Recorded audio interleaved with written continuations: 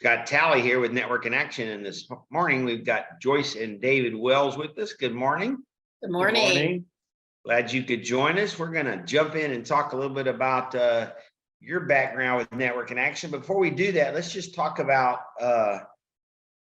your backgrounds in general. So we'll start with Joyce. Joyce, you had have a very successful business with Jay Hilburn, right? Yes, I've been with them part-time, was a paralegal working full-time since 2009. So vast majority of clients that we actually just take care of men. Their outward wardrobes make them look very successful, whether it's from the rodeo to the boardroom. And my partner and I have a studio in Houston. That's awesome. And you've recruited lots of people to work with you in that venture as well. Yes, probably 200 over the years. Oh, wow. Wow. And so hold on, Dave, we're going to get to you because it's sort of a crazy story. No worries. But so you bought your Network in Action franchise in what has it been 4 years now? The first one was 2017, the summer, focused on University of Houston alumni. And then we purchased another one beginning of last year, or maybe March of, no, this year, actually. This year. So now we have 5 groups.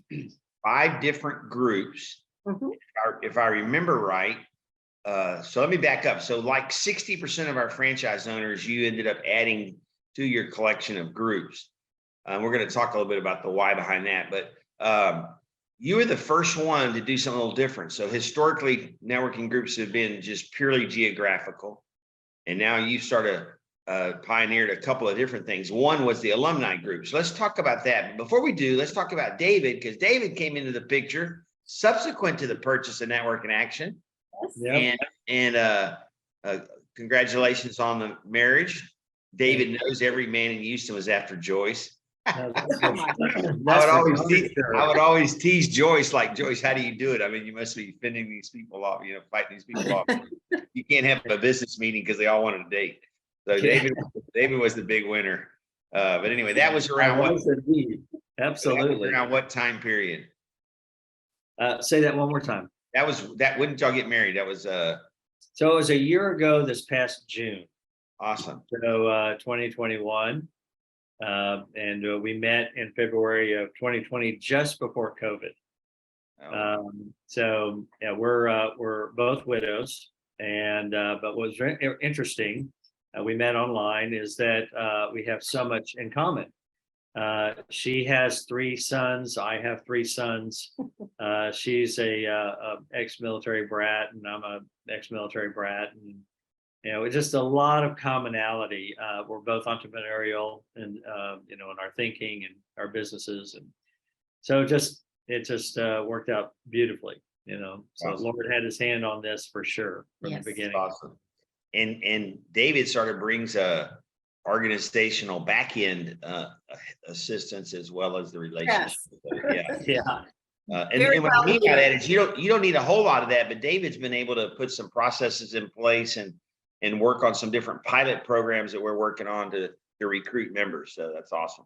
Okay, right. So you've got the University of Houston alumni groups, and basically it's anyone who graduated from University of Houston alumni or is passionate about supporting U of H alumni.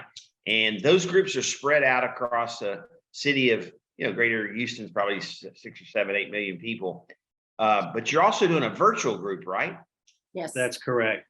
We call it the Expert Connection. It is a national virtual group that is university independent. So it's the one group that we have that is not associated directly with the University of Houston. You have to be an expert to be in it, as defined by your peers. You got to have like 500 connections on LinkedIn. You got to be in business for about 10 years. You need to be able to do business across state lines. And we've had even a couple of people ask us about, can they be in the group even if they live in another country? So we're exploring that possibility as well. Why not? That's so awesome. That sort of leads into our question about the future of networking. But that came into play, quite frankly, because in our discussions, we realized that historically, the companies that offer networking want to stay right in their little wheelhouse, you know, a neighborhood networking group. And the world's gotten so global, and we had people that wanted to join. And so it's a perfect fit, right? Yep.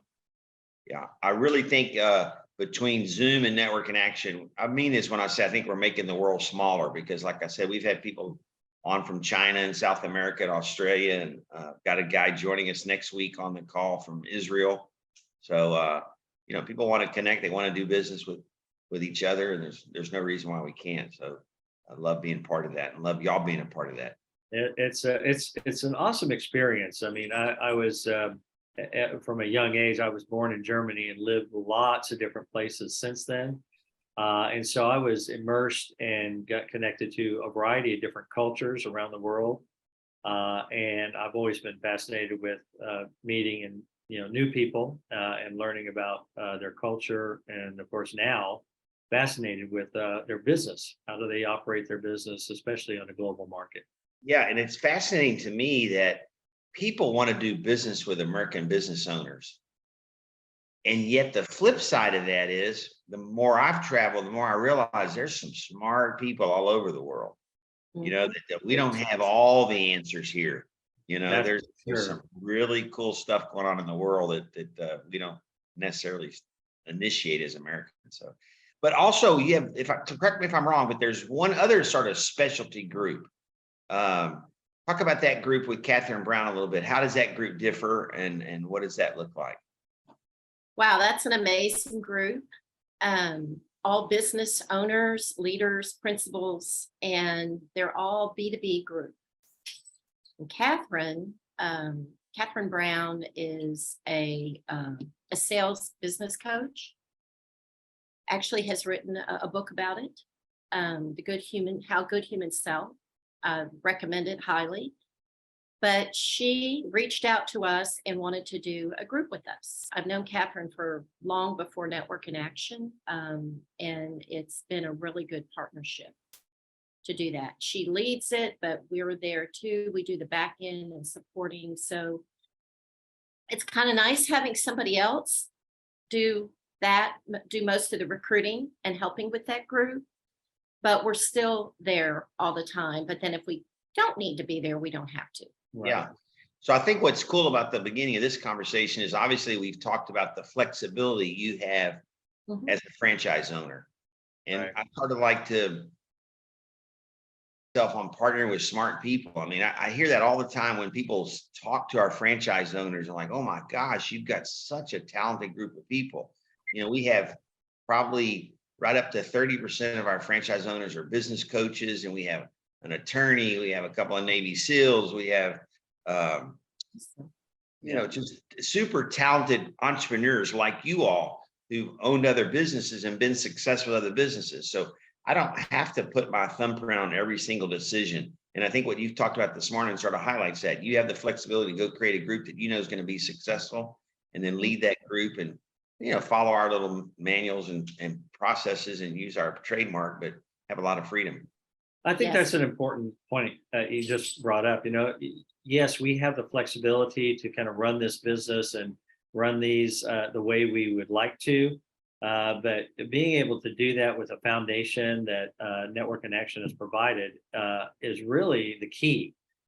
So we don't have to create everything. We've got a collaborative environment, with a leader that is always thinking outside the box in terms of how do we help our franchisees grow, and how do we give them the tools that's needed and all like that. And that's been incredibly helpful.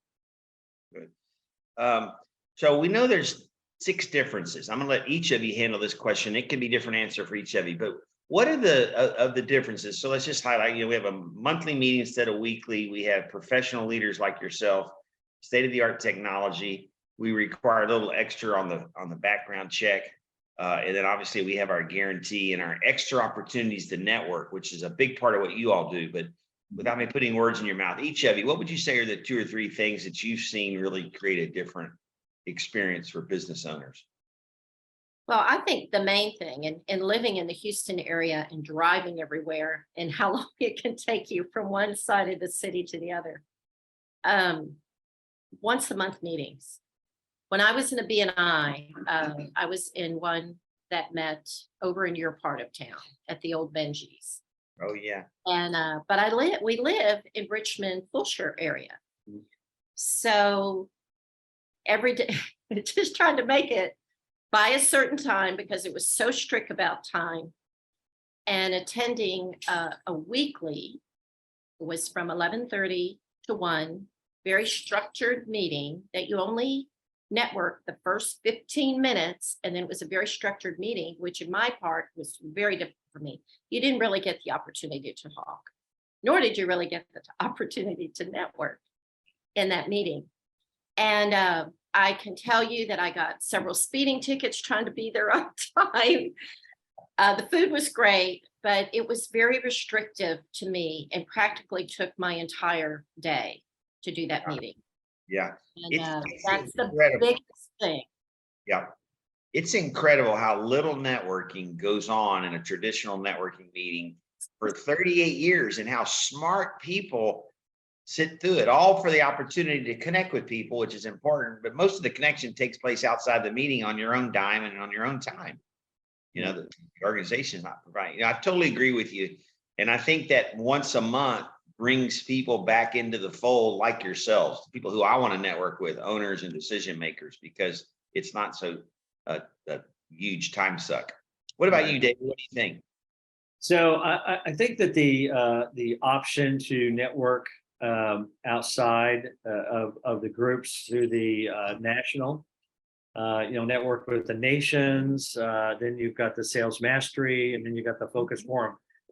Those are all those additional little benefits are, and they're all virtual.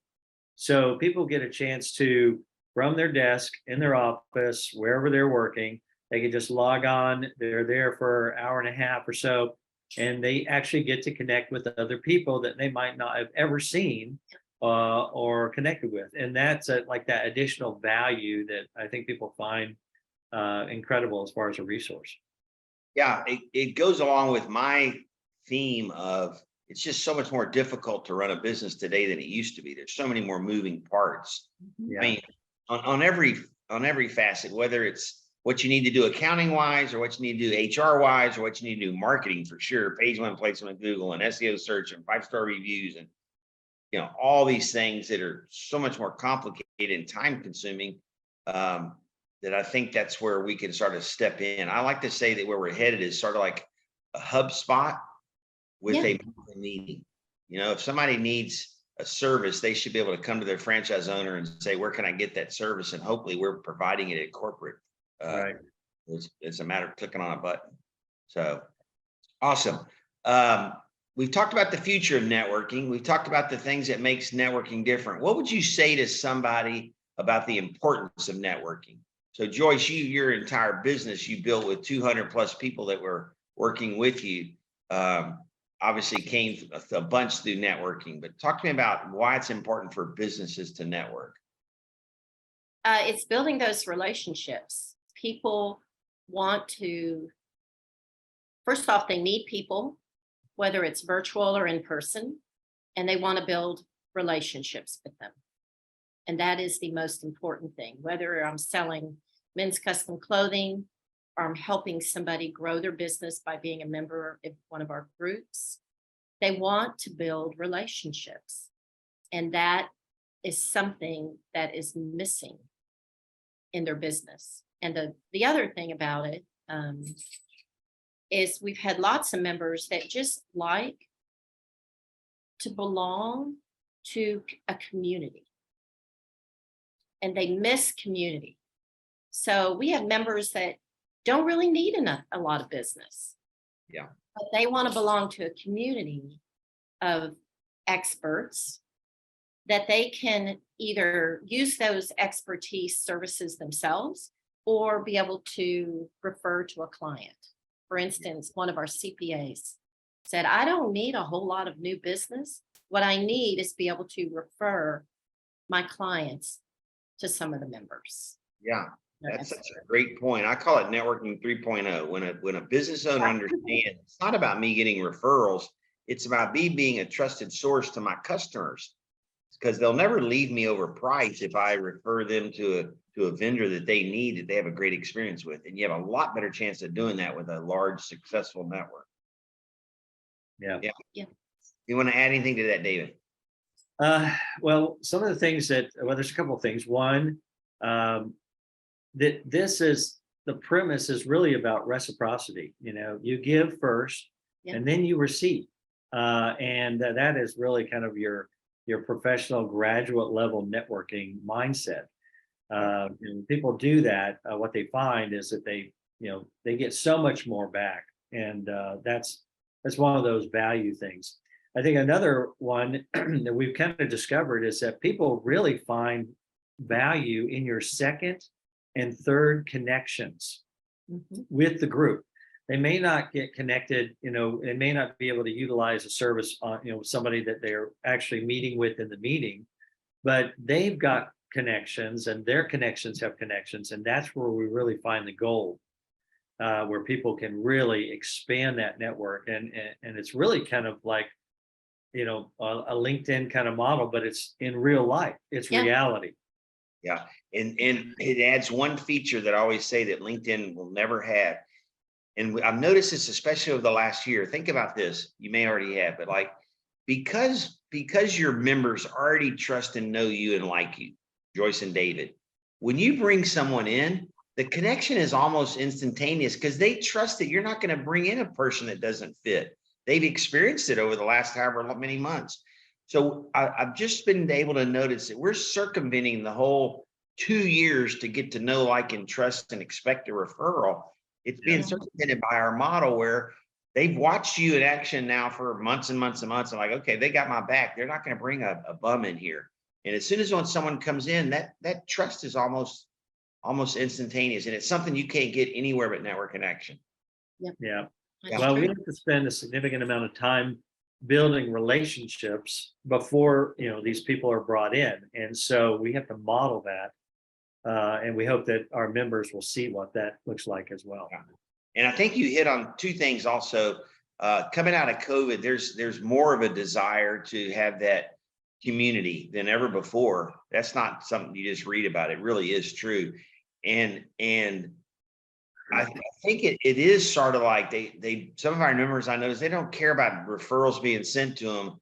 They care about the community. It's like they want to feel that reciprocity in the world again, and they get to experience that with these people who aren't there selfishly to just help themselves. It's really a cool thing. It's hard to quantify or to explain to somebody when you're talking about what they're going to experience, because people just want to talk about referrals. But I jokingly say at the beginning of my meeting, when I interrupt all the love going on, all right, let the guy leading a networking group break up the networking here. But there's such a camaraderie with people in this methodology. Yeah, true. So what would you say to someone who's thinking about buying a network and action franchise? I would say, do you like people? Yeah. Because if you don't, it's not going to be as easy for you. You gotta like people.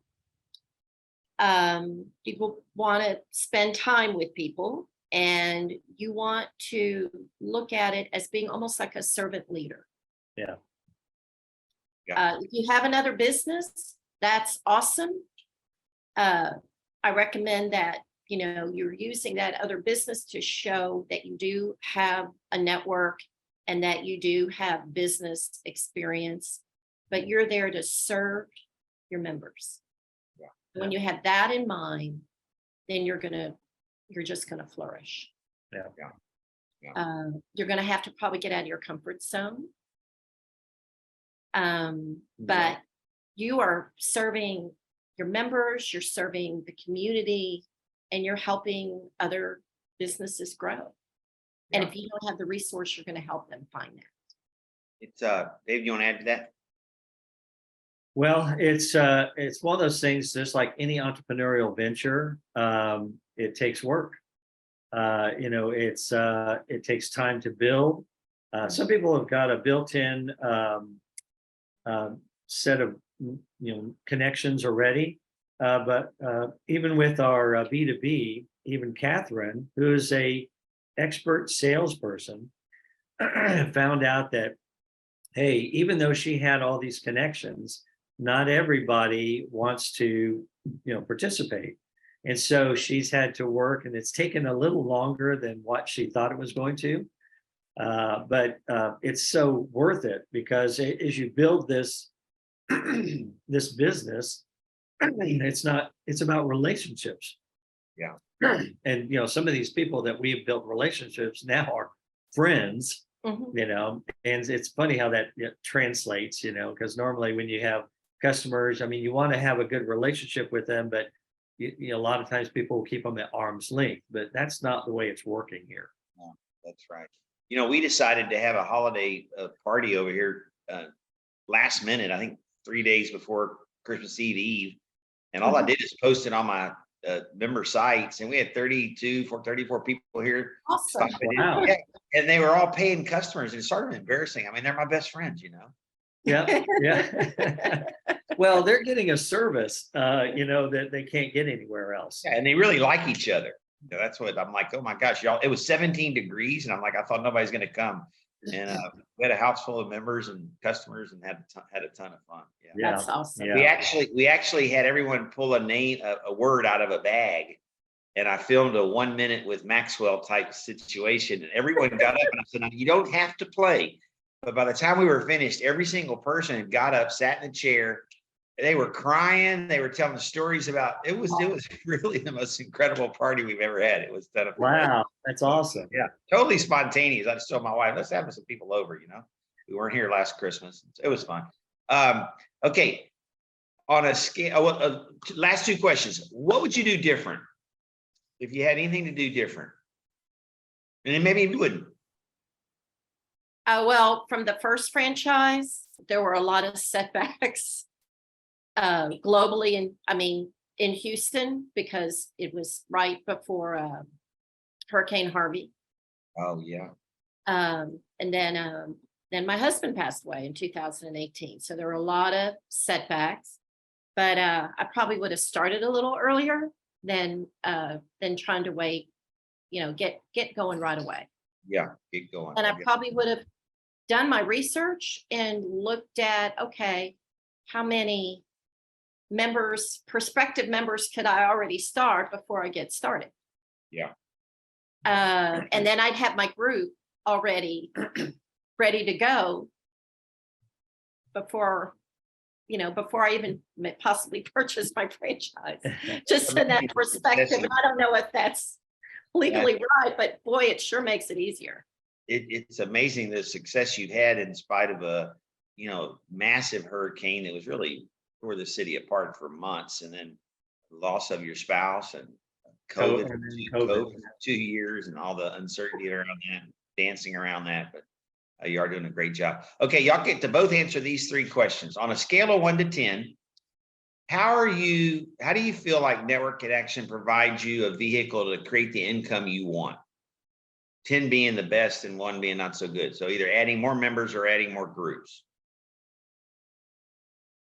Well,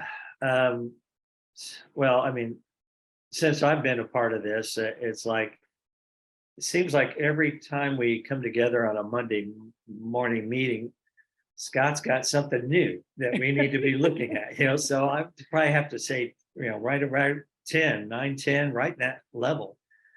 I don't know what I don't know when it comes to doing what you do. But it just seems like, okay, hey, here's another idea. Hey, here's something we should be doing. Hey, here's another tool. So those, I'd have to rate it pretty high. Joyce? Well, I think the income potential, and David has already shown me on the spreadsheet what could be instead of in Joyce's head, but it's huge. And as we get closer to retirement, can you believe we're that close? It's hard to believe. That's Scott and I were all in the same kind of age bracket. You look at that things and you think, I think for somebody that wants to approach retirement, this is a huge opportunity. Yeah, I totally agree with you. Huge You know, opportunity. After Monday, I was supposed to take the day off, and finally mid-afternoon, I went up to the office and I came home a couple hours later. I told my wife, I can never retire. I'm just like, what I'm doing. I was going bat crazy on Monday. Okay, one more. On a scale of 1 to 10, this is appropriate with you being down in Padre Island for a little break. How are you able to control your schedule and your time and your travel? How much flexibility does this afford you? But we have a lot of flexibility, except our 1 week when all our meetings are held. Yeah. And then with my custom clothing business, and I do see clients in person, but that can all be scaled down to when I'm available for them. And I have a partner, so I mean, I'd say an 8. Awesome. And I hope that's better in the future. And that really is on us to do that. Yeah, good point. Yeah. And lastly, one of the things that I know that matters to you all and that we pride ourselves on here, I think I sort of know the answer, but you're feeling where you wake up every day and you really recognize that you're making a difference in the lives of your businesses, whether it's your community service project y'all do annually or just being there for your members. Yeah. Well, do you want to answer that? Well, on a scale from 1 to 10, it's 9 or 10. I mean, it really comes down to what it is that your personality is about. I mean, like Joyce said, you know, if you get up and you like people and you like to meet people and you like to help people because you have a servant heart, or you're a servant leader, that's really kind of what we lead a lot of our groups. So if we talk about servant leadership, then the joy that you get, what is the word I'm looking for? It's when you feel really good about the achievement that you're making, you know, and the difference that you're making. And so, yeah, it has to be high. You know, if like Joyce said, if you don't like people, then you know this is probably not the business for you. Yeah. But if you like people and you like to help them and you wake up every morning, I mean, we even had this little sign on our bathroom mirrors that said, "Who do I know that could be helping one of my clients?" Wow. You know, and so, you know, or one of our members. And so that's something you come up with. It's a mindset. And so it would be high, very, very high. Yeah, and you know, the other day I was in Entrepreneur Magazine. I saw the bottom of an ad that said "making a difference in the world." I thought, oh, what is this? And I look up, it was a haircutting franchise. I'm like, okay, you know, a lot of franchises know those are buzzwords nowadays, but you know, really, what you're saying, I would echo. It's this that. You know, like sometimes I don't, if I'm going to go meet someone, it's not whether I'm going to make the sale or not. I'm just going to go meet somebody who is in the neighborhood, who owns a business, who I need to know, and who I might be able to help later. And they may decide to join or not. But I think that's what you're saying when you say, do you like people? Do you just want to go meet somebody new? And if you do this, this works great. Obviously. It's Well- really interesting that about making a difference. One of our nonprofits in one of our groups, the B2B group, their initials are NIA, and I met them at the gathering, which is a lot of faith-based nonprofits that meet for lunch once a month in Houston. And I said, oh my gosh, it's Neighbors in Action group. They are on east end of downtown. Our B2B groups meets downtown. And we supported them by supplying funds for their Christmas dinner for all the community at NIA, now Neighbors in Action. We went to their community center. We had our last meeting there, and one of the community leaders there that was saved really by NIA. They were refugees. It was a husband and wife from Honduras, told their story. Now, it was all in Spanish. It had to be translated for us, but it was so amazing. It was. So you just don't know how you could help them make a difference. Just our little group, supporting them. I mean, we raised close to $2,000, which helped with providing all the meals, which they couldn't afford. Right. for their big Christmas party that we didn't attend. It was just for them in the neighborhood center. Awesome. Yeah. So Awesome. that's to me the biggest thing that you can do as a business leader or owner. Yeah. Music to my ears. Well, thank y'all so much for taking time out of your vacation to join us and share your story. I really appreciate it. They wouldn't have had to do that if I hadn't messed up on the calendar 2 different times. It's okay. It's all, My no apologies. worries, no I'm being worries. fully transparent here. All right. So thank y'all very much. If I don't see you, have a great New Year's, and we will see you in the new year. All right, you have a Yes, happy thank New you. Year too. Love you guys. Thank y'all for everything. Okay. Alrighty. Bye.